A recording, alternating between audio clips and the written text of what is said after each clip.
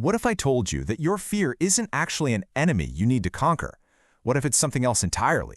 Today, we're diving into a really provocative idea that could completely change your relationship with fear forever. So let's just start with that question. Let it sink in. What if fear wasn't your enemy? Seriously, what if all the time we spent fighting it, or suppressing it, or running away from it, what if that was the wrong approach all along? And this right here is the key. This single idea suggests that fear isn't the opposite of love at all. Nope, instead it's the exact same energy, an energy that's just forgotten what it's called. Okay, let's really get into this. I know what you're thinking. How on earth can an emotion that feels so tight, so constricting, so, well, negative, actually be a form of love? Let's unmask it. So here's the core definition we're working with. Fear is described as love's energy, but it's a love that has put on a full suit of armor. You know? In an effort to protect us, it's contracted. It's gotten all tight and restrictive, instead of being open and flowing like we think love should be. So, what happens when we treat this armored, protective instinct like an intruder, like an enemy? Well, when we push it away or try to ignore it, it calcifies. It just hardens. And this puts us at a fork in the road, really. On one side, you have avoidance. That path leads to justifying our feelings, blaming others, and ultimately feeling separate and isolated. But on the other side, you have acceptance. And this is the game changer, because acceptance leads to ownership. And ownership, that's the very first step toward real transformation and connection. The turning point in this whole thing is that act of acceptance. But it's so important to get this right. This isn't about resignation. It's not weakness. It is a moment of total, empowered ownership, of looking that fear in the eye and saying, "You belong to me." There's a story from the source material that just nails this idea. It's about this successful lawyer who absolutely loses it over something so tiny, his wife leaving a cupboard door open. I mean, he explodes, and in his mind, it's all her fault. She's being disrespectful, and he blames her completely. But then, one night, instead of blowing up, he does something radically different. He just sits with that raw feeling of rage, and he asks himself a much deeper, much more courageous question. What am I really afraid of right now? And the answer that comes up has absolutely nothing to do with cupboards. It's this profound, gut-wrenching fear of abandonment, a wound from his childhood when his father left him. The anger, you see, it was just a mask, a cover for this deep-seated terror of being disposable. And by finally acknowledging and welcoming that old fear home, the trigger just evaporates. The cupboard door completely loses its power over him. The next time she leaves it open, his anger is gone. The chain is broken. Just like that.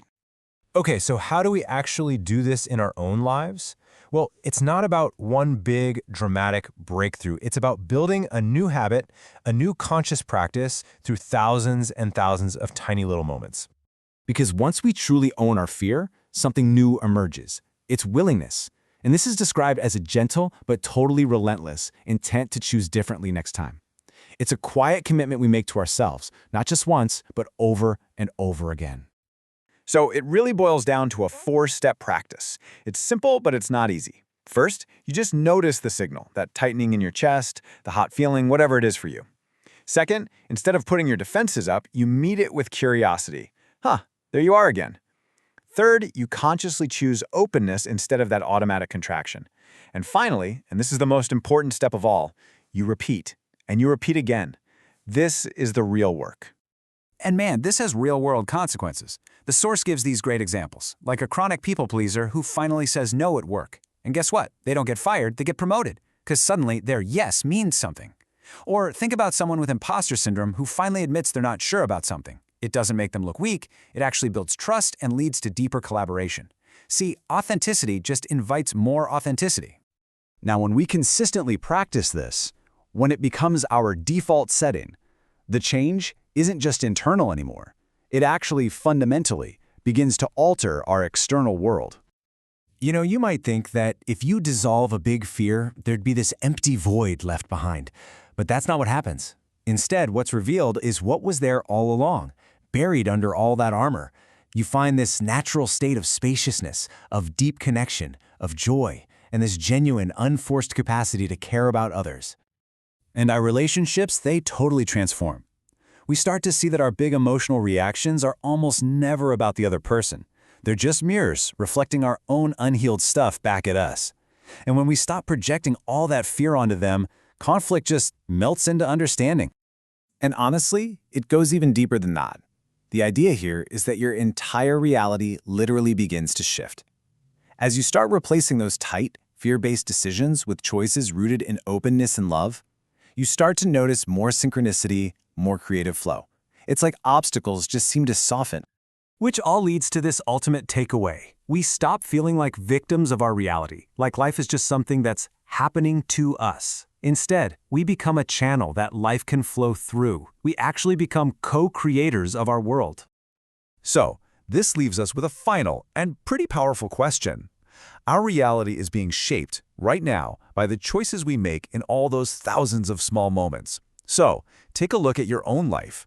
What fear is just waiting for you to see it not as an enemy, but as love that has simply forgotten its own name?